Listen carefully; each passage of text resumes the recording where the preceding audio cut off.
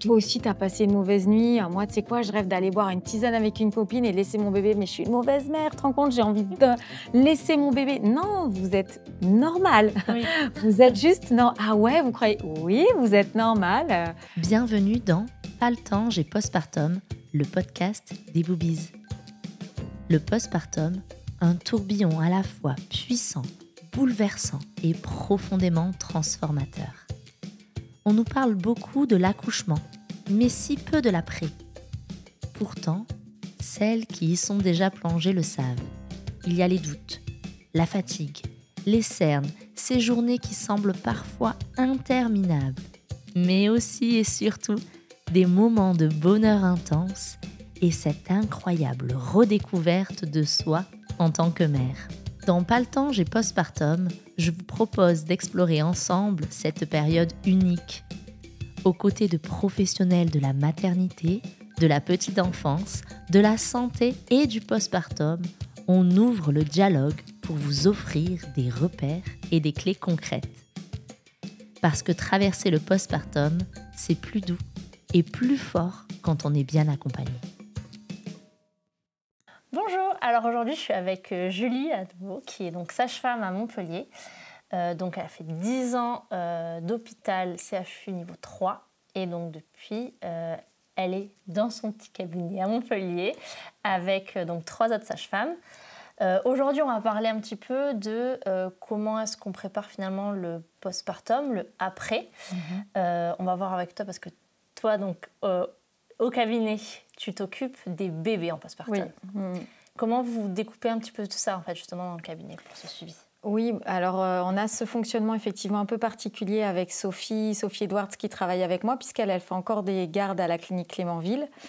Et j'ai repris, en fait, moi, ce fonctionnement quand je me suis installée avec elle, puisqu'elle travaillait déjà avec une autre sage-femme avant moi.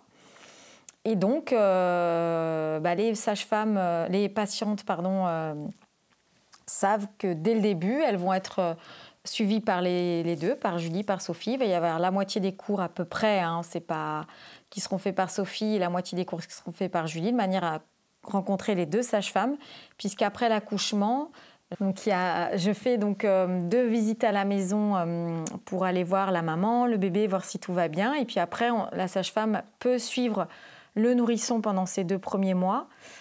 Donc je dis aux patientes, aux couples, vous venez autant de fois que vous voulez au cabinet. Moi, je peux faire que 2 visites à la maison par contrainte de temps.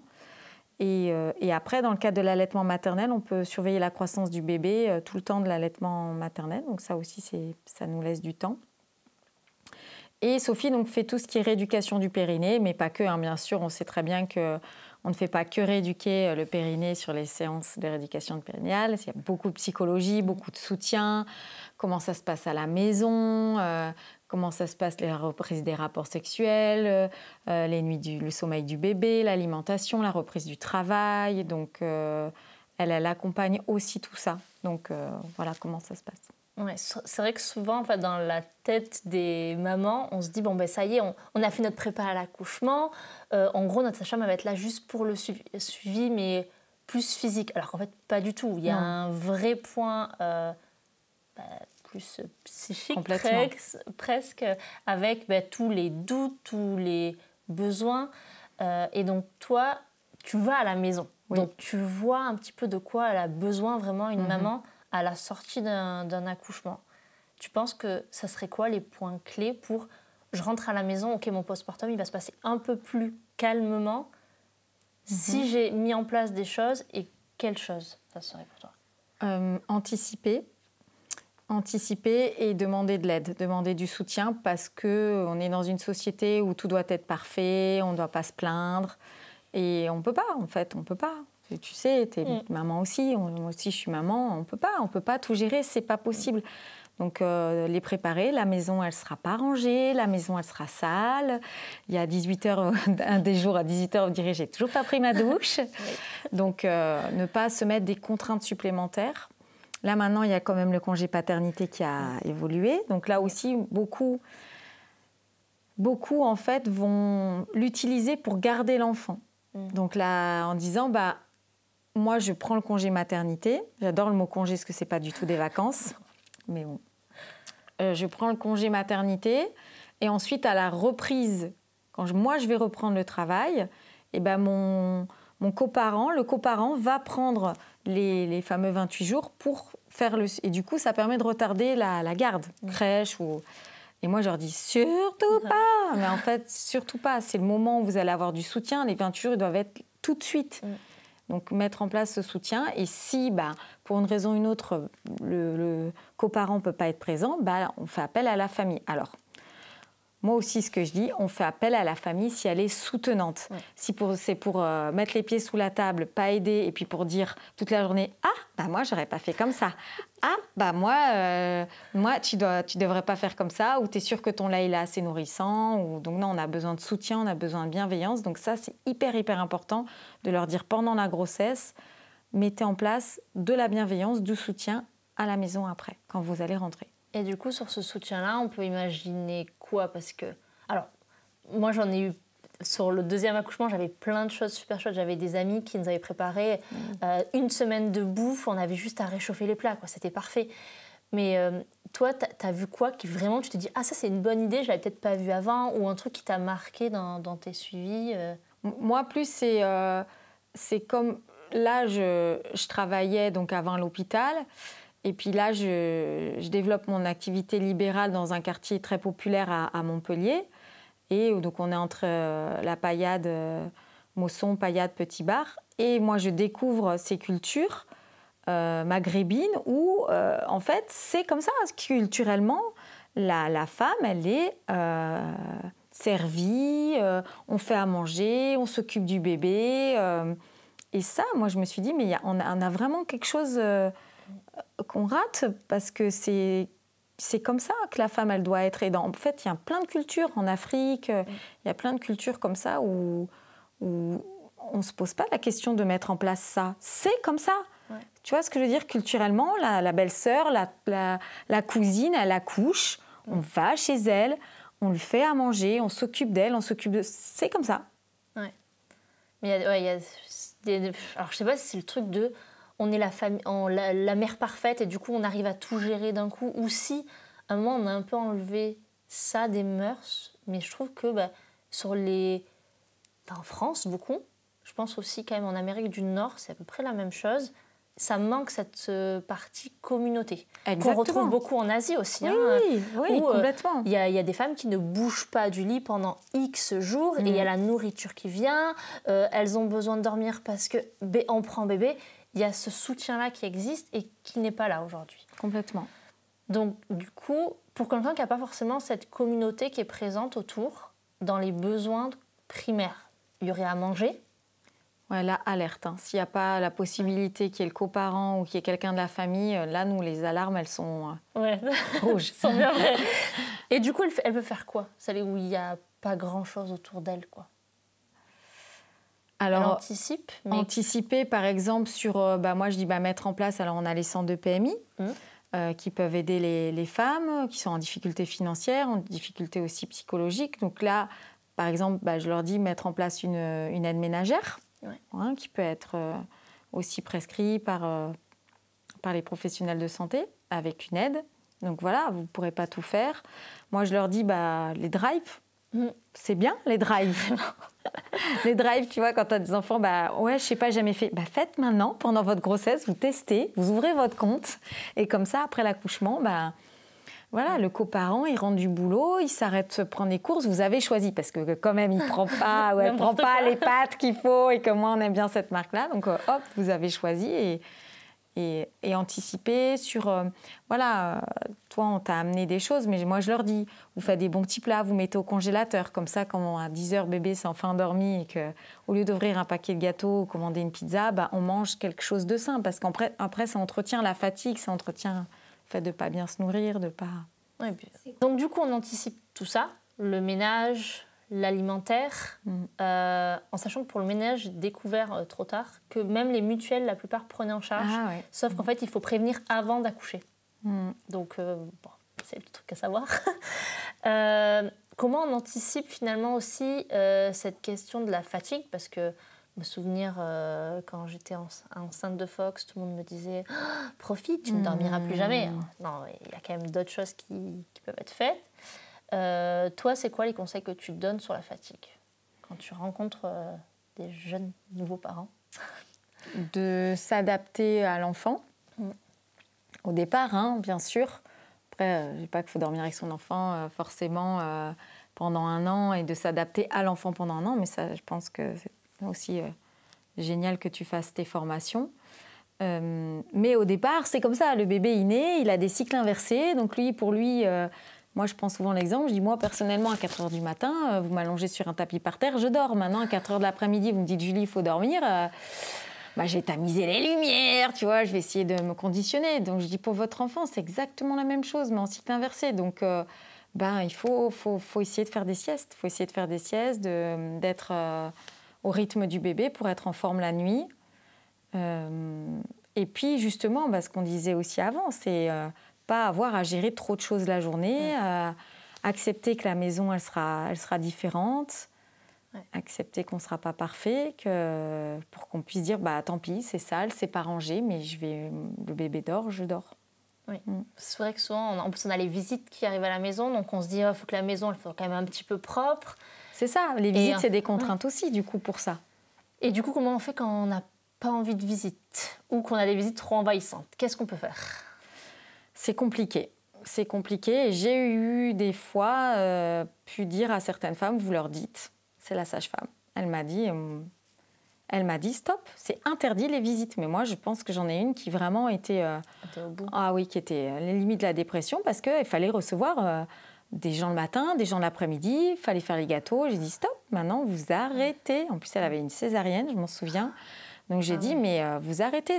Maintenant, c'est une indication médicale à vous dire vous vous reposez. Où elle commençait à avoir de la tension, elle commençait à avoir des troubles de l'appétit. Donc ok. Donc, on blâme tout sur la sage-femme pour ce Ça me va. Je prends. Ouais. C'est une bonne excuse. C'est d'accuser finalement que c'est pas moi, c'est le corps médical. Alors, c'est le corps médical qui a dit. Donc, et voilà, c'est très bien. C'est très bien. On n'a pas peur de se cacher derrière. On a le droit. On a le droit. C'est le bon moment pour. Exactement. Tu as parlé justement de dépression postpartum. Est-ce qu'il y a des signes un petit peu avant-coureurs de cette dépression qu'on peut arriver à commencer à voir et où toi tu dis oula ça attention je vois que ça arrive ou ça peut entraîner cette dépression postpartum? Le déroulement de l'accouchement donc peut être un gros facteur de risque et il y a des études qui ont montré que le sentiment d'impuissance développait la dépression. Le sentiment de se sentir impuissant face à une situation développe clairement la dépression. Donc, je me suis sentie impuissante, je ne me suis pas sentie capable de mettre au monde mon enfant. On a pris les décisions à ma place, je n'ai pas compris ce qui se passait. Donc ça, oui, quand je viens à la maison la première fois, je ne sais pas si tu te souviens, je m'assois et je dis « Racontez-moi ». Je m'en fous de savoir qu'elle a accouché par voie basse, par césarienne. Je l'ai vu dans le compte-rendu. Vous, comment vous l'avez vécu? Parce que tu peux avoir médicalement une femme, tu regardes le papier, la chance, franchement, elle a hyper bien accouché, mais elle a hyper mal vécu son accouchement. Ou tu vois sur le papier, tu fais, mon Dieu, c'est son accouchement. Ah, c'était génial, Julie, c'était le plus beau jour de ma vie. Ah ouais, très bien, racontez-moi. Donc ça, déjà, c'est hyper important. Le racontez-moi, on se pose, comment ça s'est passé, comment vous avez vécu les choses. Et là, déjà, tu commences à écouter, à entendre... c'était difficile, mais le principal est là, mon bébé est là, mais c'était... Et puis, je crois que c'est aussi notre rôle en tant que professionnel de santé de les écouter, puis de les amener pour leur disant, et puis ça, c'est pas normal, ce que vous avez... Ah bon? Non, c'est pas normal que vous ayez ces sensations-là, c'est pas normal que vous sentiez impuissante. Donc, ça peut commencer comme ça. Déjà, ce sentiment d'impuissance, moi, je sais que c'est une alerte pour moi. Et puis, je leur dis, je les préviens. Moi, quand je fais mon cours sur le postpartum, justement, l'après-accouchement, je leur dis à la fin, je vais plomber l'ambiance sur la fin du cours, mais là, maintenant, je vous ai expliqué comment changer la couche du bébé, comment on faisait les soins du cordon, c'est très sympa, tout ça. Mais maintenant, on va parler prévention, parce que mieux vous prévenir que guérir. Et on va bien faire le filet de sécurité. Et je leur parle justement du soutien, le fait de se faire, le fait d'être entouré après la naissance et qu'elles vont avoir un espèce de baby blues. Ça, je ne sais pas si tu l'as ressenti, où tu pleures pour rien. Donc ça, je dis ça, vous inquiétez pas, c'est normal. Mais par contre, le bébé dort, vous ne dormez pas et vous n'avez plus d'appétit. Alors au début, tu es fatigué, c'est normal, mais ça dure. Alerte, alerte. Ça, c'est ça. Vous devez revenir me voir, vous devez venir me dire, Julie, vous vous souvenez, vous m'avez dit, si j'ai pas faim, si je dors pas alors que le bébé dort, il faut m'en parler. Donc ça permet de leur... Là encore, je crois qu'en fait, on ne prévient pas assez. Non. C'est le problème. On ne prévient pas assez, on a cette impression de tu vas revenir avec ton bébé à la maison et tout est tout rose. En fait, non. En fait, tu découvres une nouvelle personne, toi, tu te découvres en ayant fait une espèce de marathon avant quand même aussi. C'est vrai. Et tu dois nourrir une nouvelle personne. Donc, il y a tout ça. Plus, si tu as un projet d'allaitement que ça ne se passe pas comme tu veux, il y a plein de petites embûches, entre guillemets, et puis plein de personnes qui vont te donner plein de conseils et leur contraire. Exactement. Et souvent, en fait, savoir dire à l'aide, c'est compliqué. Et oui. Et là, c'est tout le rôle aussi, comme on disait, de la communauté. C'est que dans certaines cultures, tu ne demandes pas à l'aide parce qu'en fait, les gens sont là. Tu as besoin de quoi? Mais nous, dans notre société, si tu demandes à l'aide, c'est un échec. Tu n'es pas une bonne mère. Ouais. Alors que ça ne veut rien dire. C'est juste que parfois, on n'a pas les clés parce qu'on n'a pas cette communauté qui est là et qui peut nous guider. Exactement. Moi, je me souviendrai toujours, quand je suis revenue avec Fox de la mater, Fox, il t'était pas bien. Et c'est toi, en fait, qui as vu. Et tu me dis, non, mais en fait, j'ai l'impression qu'il a des tensions dans la mâchoire ou quelque chose. Et juste cette phrase-là, ça a réglé tout. Alors que ça faisait 4 jours que j'ai mal. Et en fait, cette communauté, il faut se la créer aussi. Il faut s'entourer de personnes où on peut avoir confiance. Et le rôle de la sage-femme, il est primordial dedans. Et on en parlait dans l'autre podcast où on se disait qu'il faut choisir sa sage-femme et vraiment avoir cette confiance-là parce que sur le postpartum, c'est aussi extrêmement important. Il y a qui comme autre, finalement, personnel médical aussi, à qui on peut demander à l'aide justement sur du postpartum et on peut avoir l'impression d'être écouté parce que souvent, des fois, on peut avoir un peu un doute. Toi, j'imagine que tu conseillerais peut-être après le gynéco qui va faire le suivi, mais il va quand même moins voir la patiente. Oui, on peut orienter. Ça va dépendre par rapport à ce que je te disais tout à l'heure. Si je sens, pour moi, j'ai l'alerte accouchement qui a pu être traumatisant. C'est un terme un peu dur, mais ça peut être le cas, de se dire, on voit que la femme, elle va tourner en boucle sur la situation. Donc ça, c'est vraiment typique psychologiquement. Quand on a des flashs, qu'on revient, j'en ai une il n'y a pas longtemps qui m'a dit, je revois en flash mon accouchement et elle, c'était tout bête, elle est allée chez un dentiste et puis en fait, elle s'est retrouvée la tête en l'air avec des professionnels et là, angoisse. Donc en fait, voilà, on sait que dans ces moments-là, on va orienter, on va leur dire, vous savez... tout en essayant de ne pas les culpabiliser. C'est pas parce que tu n'es pas capable de passer à autre chose, c'est juste qu'il y a des situations qui font que le corps, il fait ce qu'il peut. Il y a des fois, il ne peut pas, il a besoin d'aide. Et il y a des gens pour ça, il y a des psychologues, on peut faire des techniques de MDR, on peut faire des techniques d'hypnose pour enlever ces flashs, ces images que les femmes peuvent avoir. Après, encore une fois, dans les centres de PMI, il y a des puéricultrices qui accompagnent, qui viennent à la maison, dans des cas de vulnérabilité qui peuvent être sociales, qui peuvent être psychologiques, accompagner, reprendre le bain, reprendre le couchage, mettre en place des aides. Et puis, il y a aussi des psychologues attachés au centre de PMI qui vont soutenir les femmes. Mais là aussi, j'ai envie de développer des choses. Je trouve qu'il faudrait obliger les femmes à venir, ne serait-ce que communiquer entre elles. Je suis sûre que déjà, si toi aussi, tu as passé une mauvaise nuit, moi, tu sais quoi, je rêve d'aller boire une tisane avec une copine et laisser mon bébé, mais je suis une mauvaise mère, tu te rends compte, j'ai envie de laisser mon bébé. Non, vous êtes normal. Oui. Vous êtes juste... Non. Ah ouais, vous croyez... Oui, vous êtes normal. Donc, je pense que ça, ce serait chouette. Ouais. Je sais que moi, c'était quelque chose que j'avais fait du coup pour mon second, où on s'y retrouvait avec justement, on était 4 mamans à se retrouver. Et c'était intéressant justement de pouvoir avoir cette variété parce que tu te rends compte que finalement on vit toutes les choses de manière très très différente. Exactement. Alors qu'on a accouché quasiment à quelques jours d'intervalle.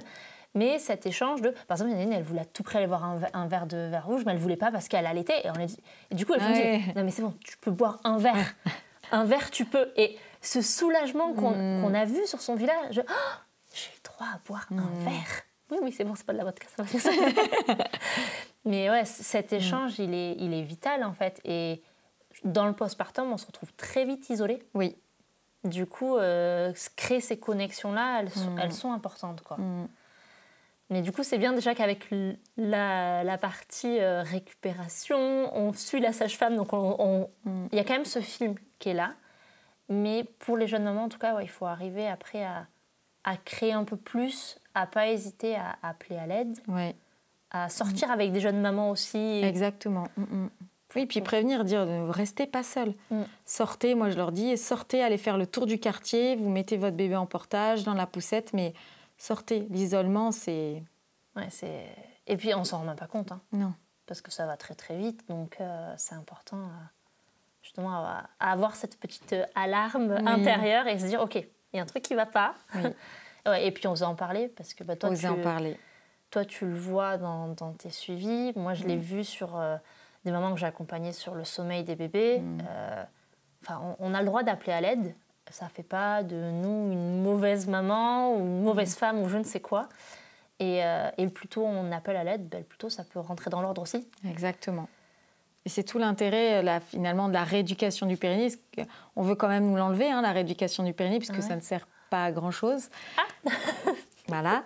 Mais non, c'est un accompagnement psychologique qui pour moi est hyper important. Alors Sophie expliquera mieux que moi, puisque moi, c'est vrai que je ne fais pas ça, mais elle me raconte qu'il y a un nombre de fois où elle n'a pas du tout fait de la rééducation du périnée. On a fait de la psychologie et elles ont besoin, on a besoin de soutien. Ça, moi, je me souviens avec Sophie. Alors, on faisait toute la rééducation, mais en même temps, poser les questions. Et c'est vrai que sur le moment, on ne se rend pas compte qu'elle est en train de faire tout ça. Et après, avec le recul, on se dit, ah oui, mais en fait, si, c'est bon, je viens de parler avec Sophie, ça, et ça aussi. Et en fait, ça permet de remettre un peu tout au calme, tout à plat, et d'aller bien mieux, quoi. Donc, il faut aller se faire rééduquer le périnée. Après, toi, du coup, sur le postpartum, qu'est-ce que tu aurais comme... Sur un environnement serein, ce serait quoi, pour toi, la définition d'un environnement serein pour le postpartum? Genre, vraiment la checklist que la maman, elle doit se faire pour être prête le jour J. Parce que du coup, on a parlé de plein de petites choses différentes, comme ça, on résume pour la maman qui a besoin de sa petite checklist. Effectivement, quelqu'un de soutenant, comme on disait. Donc, ça peut être le coparent si il est capable de gérer tout ce qui est tâches ménagères. Donc, moi, je leur dis, vous ne serez pas capable de gérer tout ce qui est tâches ménagères. Il faut déjà vous concentrer, comme tu dis, récupérer du marathon et puis s'occuper du bébé. Et cette personne, il faut qu'elle soit bienveillante. Donc